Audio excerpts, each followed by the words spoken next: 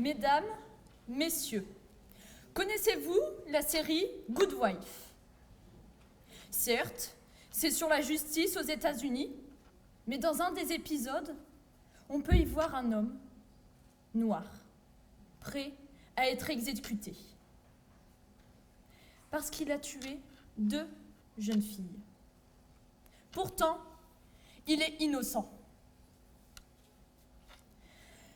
Le jugement était d'une injustice sans nom. C'est une injustice, n'est-ce pas?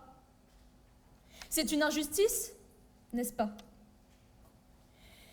Et c'est comme dans la vie de tous les jours, il y a tellement de situations injustes qui voudraient que l'on s'engage pour elles. Il y a tout d'abord l'injustice dans le domaine. Il n'y a pas que l'injustice dans le domaine de la justice, mais également dans la vie de tous les jours. Nous allons prendre un exemple tout simple. Une femme, un homme. Tous deux travaillant dans un même domaine, au même poste, avec la même place dans la hiérarchie. Ils sont tous deux dans la même entreprise.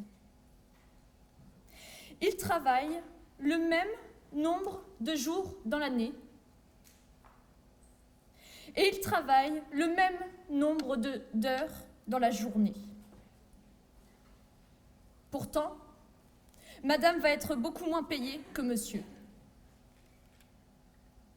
Trouvez-vous cela normal? Ne trouvez-vous pas cela injuste?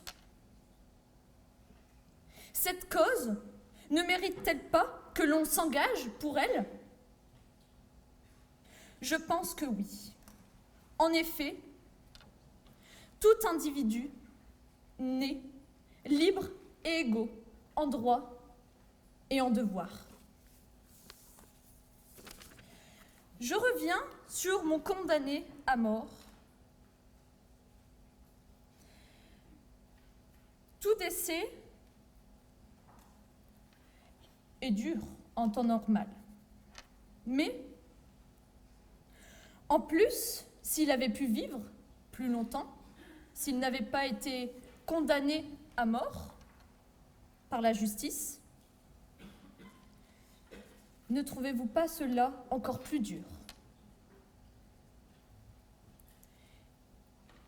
Cela est d'autant plus injuste que cet homme était innocent. Pour finir, comme j'ai dit précédemment, tout individu n'est libre et égaux en droit et en devoir, malgré les injustices de la vie. Le fait d'être handicapé mental ou physique ne devrait pas être discriminant. Surtout dans la vie en société, surtout dans la vie de nos jours. Imaginez votre enfant. Votre enfant naît, malheureusement, avec une déficience mentale. Et votre enfant a été interdit d'entrer dans une école. Pourquoi n'est-il pas rentré? Tout simplement parce que le directeur en a décidé ainsi. Parce que le directeur jugeait que votre enfant freinerait l'avancée des autres enfants.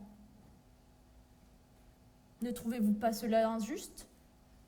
Que votre enfant n'ait pas le droit, comme tout autre enfant, d'avoir accès à la même éducation que d'autres enfants?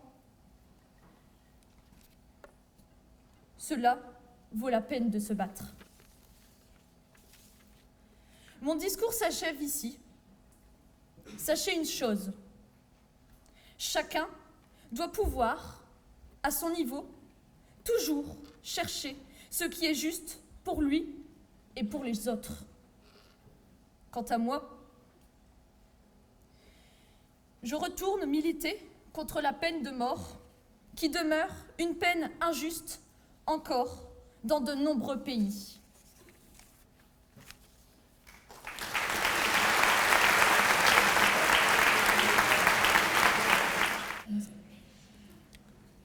Je m'appelle Noémie, j'ai 12 ans. Je suis victime de harcèlement à cause de ma couleur de peau. Je m'appelle Sébastien et j'ai été incarcéré alors que j'étais innocent. Je m'appelle Aurore et j'ai été victime d'harcèlement sexuel. Tant d'injustice. Moi, Laliane Douche, je souhaiterais devenir avocate et, à ma petite échelle, tenter de réduire ces injustices qui me touchent particulièrement. Une injustice. Mais qu'est-ce qu'une injustice ? Selon moi, une injustice est le fait de se trouver dans une situation que l'on n'a pas méritée, de ne pas être traité à sa juste valeur. Elles peuvent être volontaires, comme la discrimination, mais aussi involontaires, comme le décès d'un proche. Nous avons tous vécu au moins une fois dans notre vie une situation dans laquelle nous étions discriminés ou mis dans une position injuste. Parmi vous qui m'écoutez, combien n'ont jamais été punis alors qu'ils n'avaient rien fait ? Combien n'ont jamais subi de moqueries ? Combien n'ont jamais été frappés alors qu'ils n'avaient rien fait à leur agresseur ? 10 tout au plus. Quelle situation injuste voudrait que l'on s'engage pour elle ? Mais toutes les situations injustes méritent d'être combattues. Mais il m'est malheureusement impossible de lutter contre toutes les injustices à la fois. Il faut donc faire un choix. En tant que jeune femme, je suis particulièrement touchée par l'égalité homme-femme. En effet, des progrès ont été constatés chaque jour sur ce thème. Le droit de vote accordé aux femmes, l'indépendance des femmes dans leur vie personnelle, professionnelle. Mais le combat n'est pas gagné. Et il faut penser à toutes les femmes qui n'ont pas la chance de vivre dans une démocratie et qui subissent encore la discrimination, les injustices, voire parfois des actes maltraitants. Si les lois permettent de limiter cette injustice, ce sont surtout les mentalités qui doivent évoluer. À quand une femme présidente en France ou en Amérique ? À quand une femme à la tête d'Apple ? À quand une égalité de salaire homme-femme ? C'est pour cette cause que je souhaite m'engager. Pour finir, je reprendrai une citation de Simone de Beauvoir, une femme que j'admire beaucoup, femme de lettres et philosophe féministe, qui disait « On ne naît pas femme, on le devient ». Et moi, je souhaiterais devenir une femme libre, une femme engagée contre les injustices. Merci.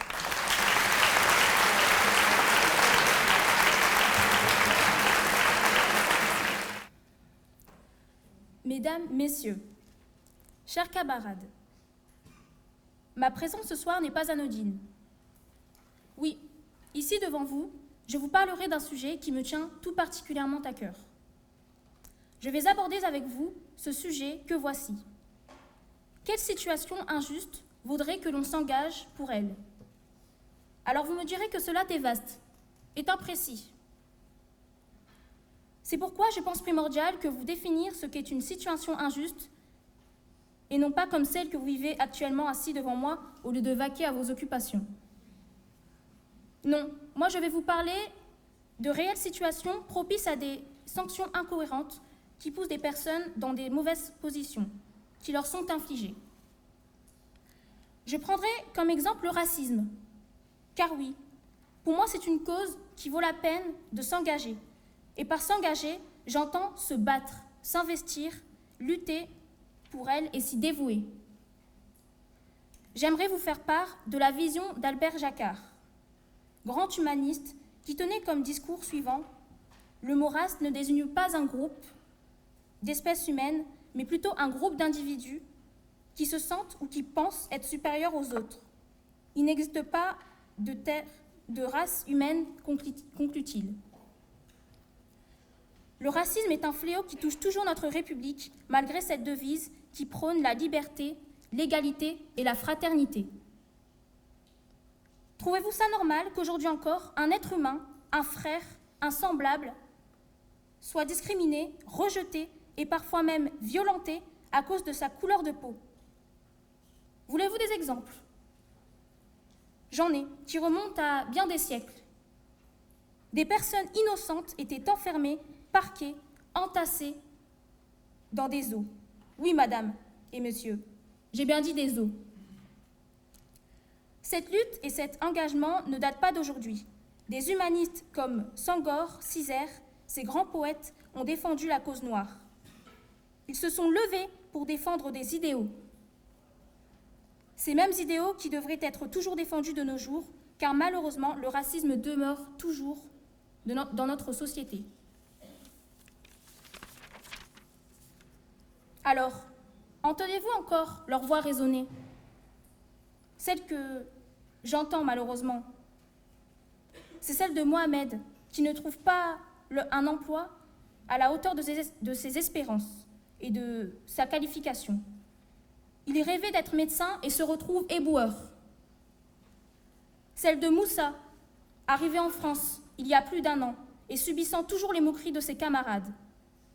Moi-même étant fille d'une mère algérienne et d'un père camerounais, je comprends la souffrance et je peux vous dire que je ne souhaite à aucun d'entre vous d'être un jour confronté à cette situation. Ne restez plus spectateurs et soyez acteurs dans la lutte contre ce fléau. Ouvrez les yeux et l'esprit et vous verrez des richesses dans nos différences. Je voudrais également rajouter qu'il faut se battre pour toutes les formes de discrimination, le sexisme, l'homophobie, etc. Battons-nous pour un monde meilleur. Merci.